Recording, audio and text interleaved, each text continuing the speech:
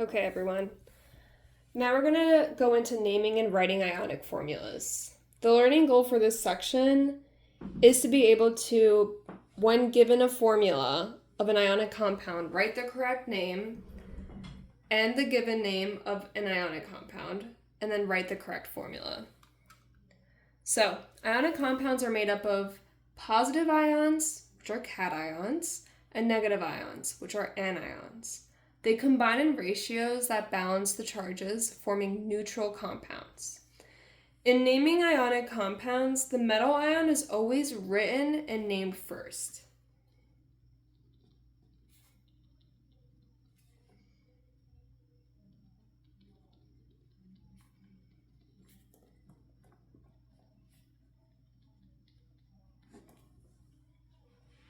Followed by the non-metal ion, which usually ends in "ide."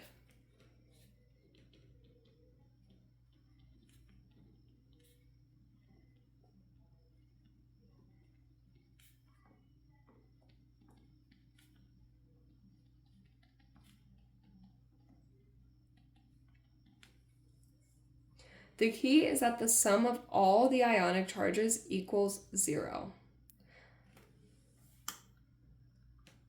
So when it comes to basic naming rules, when we name an ionic compound made of two elements, the first name comes from the metal or the cation, and the second comes from the nonmetal, the anion, and ends with "ide."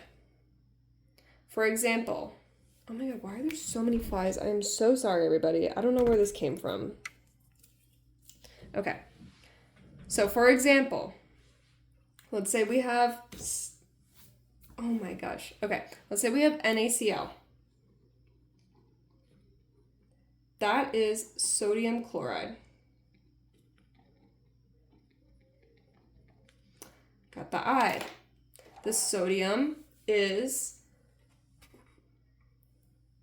the metal, the cation, and the nonmetal is the chloride. And let's do another example.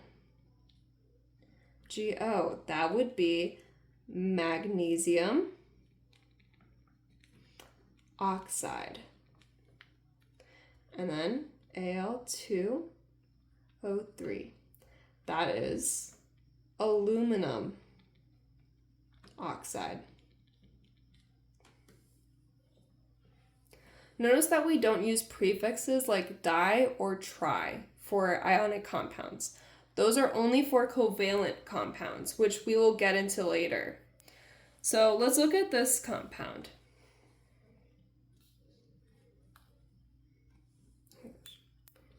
Ki. This is a potassium and an iodine. So we know that the name has to end in "ide, right? So what we would call this is potassium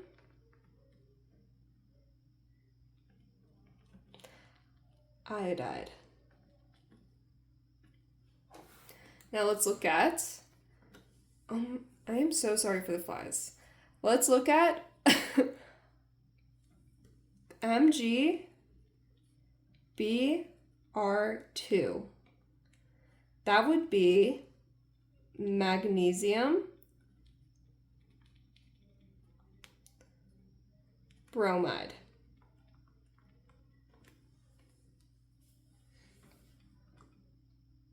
So you'll notice that we don't say anything about the numbers in the name. The formula already reflects charge balance, so we don't need to include the subscripts when speaking. Now, when it comes to metals with variable charges, this is kind of where things get interesting.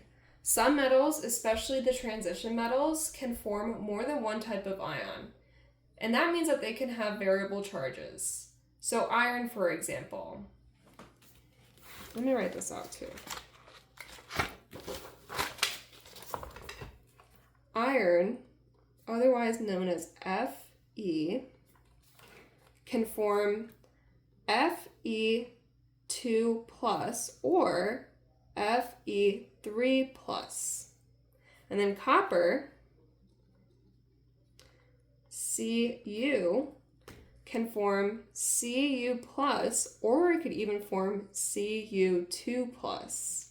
And then tin, which is Sn, can form Sn2 plus or Sn4 plus. When this happens, we must specify the charge using a Roman numeral in parentheses after the metal's names. So for an example, let's say we have FeO. That would be iron, and then parenthesis, Roman numeral 2, oxide. And let's say we have Fe2O3. That would be iron, Roman numeral 3, oxide.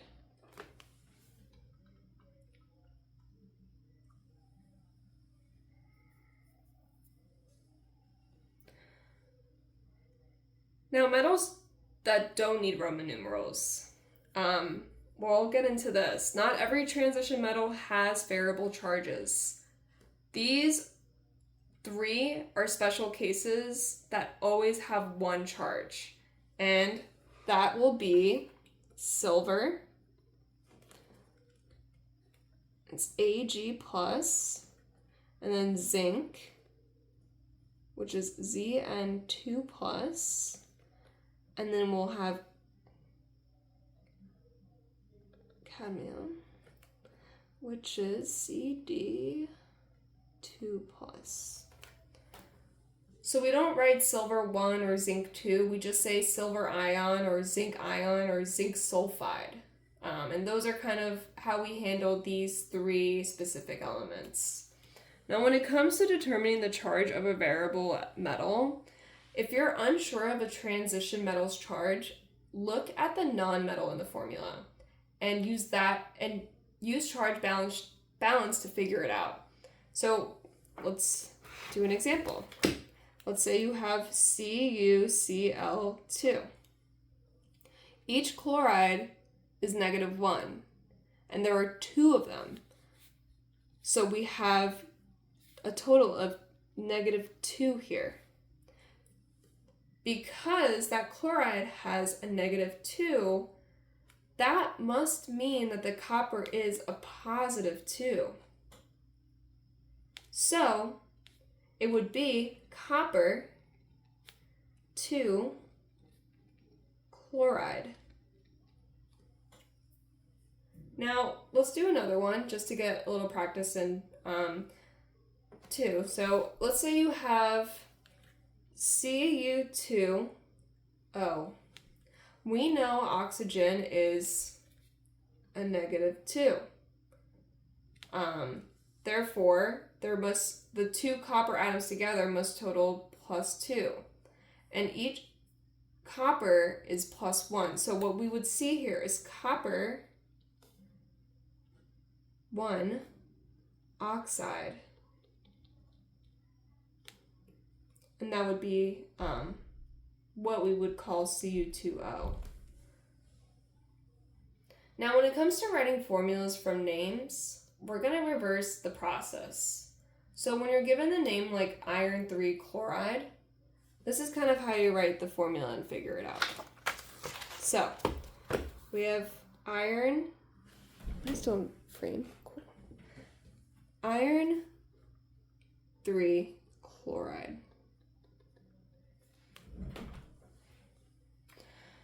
We're going to identify the ions here.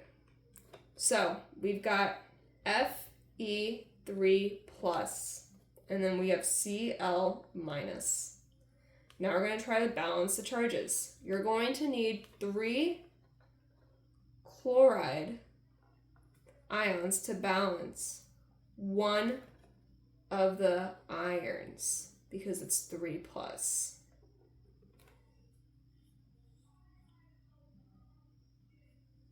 So what we end up seeing here is we have that original Fe singular, so it's 1, and then we have the chloride. We needed 3 chlorides to balance out the 3 plus charge for that iron. So we needed 3 of those. And so the formula ends up being FeCl3. So let's do another example. Let's do chromium 3 oxide. So chromium, Cr, when we look at the table, we get 3 plus. And then oxide is O2 minus. To balance the charges, we need 2 chromiums, which would make it a total of 6 plus. So here we go. And then for the oxygen, we are going to need a total of 3 to get it at 6. And that's the crisscross method where you just multiply these two. So get a -2. You get 6, 6, negative. That equals 0. So it all balances out well, and we see what we have here. So what we end up getting is Cr2O3.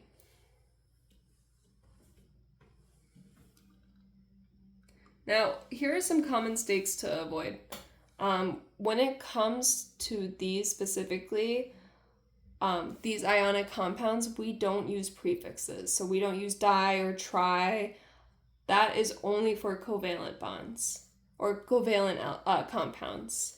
We also don't use Roman numerals for fixed charge metals. So that's magnesium, potassium, calcium. And then the last rule is to not forget to reduce the subscripts to the lowest ratio.